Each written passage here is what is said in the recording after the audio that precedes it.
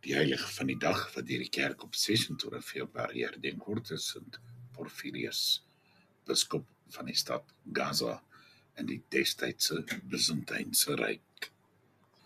Sy verhaal neem ons terug na die 4de eeu, na 'n jong man uit Macedonië wat op 25-jarige ouderdom alles agterlaat om 'n kluisenaarslewe in die Egiptiese woestyn te volg. 5 jaar lank leef hy in stilte en gebed, afgesonder van die wêreld. Daarna trek hy na 'n grot langs die Jordaanrivier en uiteindelik vestig hy hom in Jerusalem. Daar besoek hy daagliks die heilige plekke wat met die lewe van Jesus Christus verbind is.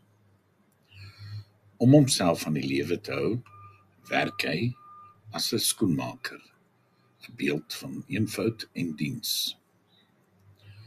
In die jaar 393 word Porphyrius tot priester gewy en 3 jaar later aangestel as biskop van Gaza, wat op daardie stadium onder die Byzantynse Ryk geval het en wat in die Gaza-strook wat ons vandag ken, geleë was.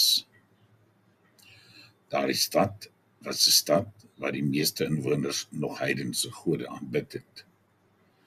Tog het Porphyrius deur gebed, deur sy nederige diens en deur sy standvaste geloof die harte van mense aangeraak. Teen die tyd van sy dood was die hele stad tot Christus bekeer. Uit Porphyrius se lewe sien ons dat 'n lewe van gebed en eenvoud 'n kragtige getuienis kan wees. In 'n wêreld vol afleiding herinner hy ons dan dat stilte en toewyding steeds nodig is. Hy was 'n biskop, maar ook 'n skoenmaker.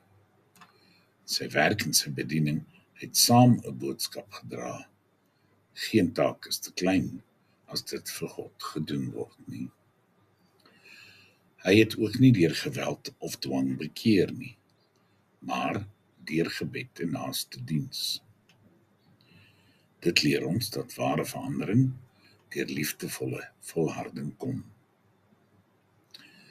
Gaza het van 'n heidense stad na 'n Christelike gemeenskap verander. En dit herinner ons dat elke stad, elke dorp, elke gesin kan verander, as daar mense is wat getrou en standvastig lewe.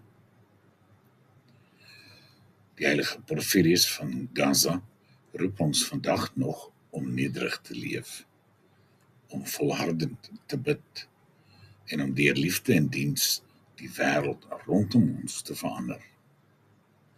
Mag ons deur sy voorbeeld geïnspireer wees om ligdraers in ons eie gemeenskappe te wees.